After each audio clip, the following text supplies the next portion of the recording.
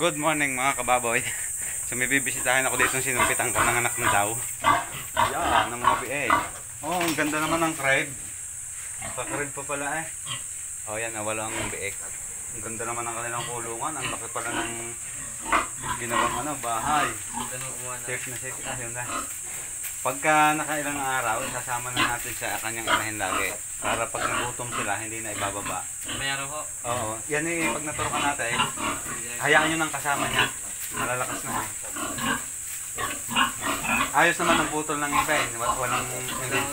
Walang tira. So ito yung aking sumpit. Ito sinikasya 1. Thank you sa yung bieg, nakawalo. Kasi duda ko natin na maliit ang kanyang tiyan. Sabi ko baka mga 5 o 6 lang ang bieg. So nakakatupa naman 8. So yan ho ay sumpit natin. So give one back to yan ni Kuya Jack. Ito naman ho ang aking babakto sa kanya. Si Jaya. At pareho napakabait eh. Kabait at bait, kagaya ng kanyang inahin. Hindi naman kalambing. Okay. 2 months pa lang ho ang tiyan niya. Ganun kabilog, ganun siya kahaba. Nasa 6 pulgadas ang haba niya. Tingnan nyo ang kanyang dyan. Manang-mana siya sa kanyang inahin. Napabait. So ito yung ating gibbon back to kay Kuya Japs. Ayan.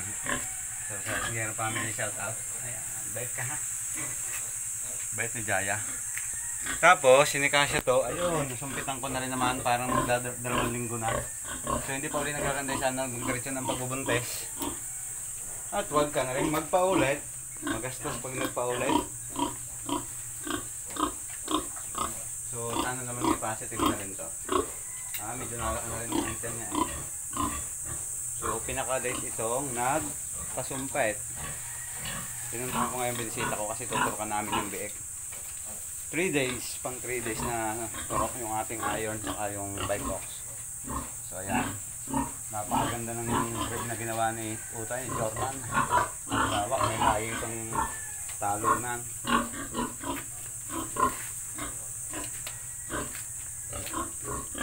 So meron naman silang space dito ng takbuhan. Kaya sabi ko, huwag nang ikukulong ulit. Kaya nang kasama na yun para masanay umikot-ikot. At saka pagkasama na ng inahin, pagka sila'y gutom, basta nalaan dede eh. Bili lang yata nila dito.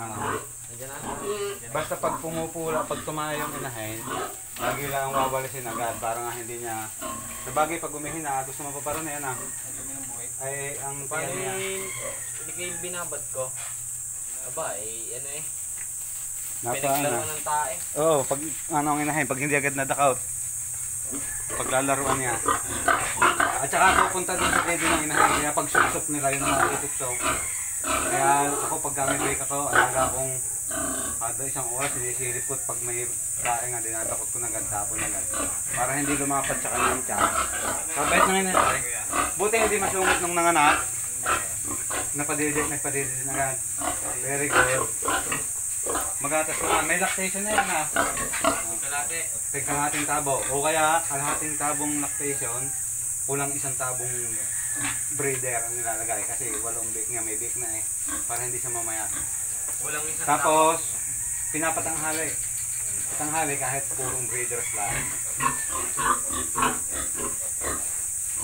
Papatanghaliin na ito kahit 1 tabo. Lagyan mo ng sabaw. Para ang gatas niya ay lumakas. Para hindi siya mamaya. Para pag binala yung bake, mga hindi na ulit agad. Mabait pala naman eh. So ayan, tingnan natin yung... Hindi na maputulang buntot na rin. Hindi na. Dapat nung kasabay ng ngipin yan eh. Pag pinutulan ngayon, madugo na yan kasi ano na sila. Ilang araw na. So ako, ang nakikita nyo dun sa akin, hindi ako nagpuputol ng buntot. Meron akong 1 time na pinutulan. Minsan may infection din ng buntot pagkakaputol natin ay hindi sure. Yan, natititan na rin sila. Okay lang may buntot. So, ganda naman na yung burgis pala 1, 2, 3, 4, 5. Nagpag-check ng mga puwet. Ayan, ngayon naman ay puti. So, yung pitrin mo siguro yung aking naisumpit na similya. Kaya, mga burgis ang ilang biik niya. Ayan. So, hinihintay lang namin si Kuya Jas bumibili ng vitamin sa aso. Turuan namin.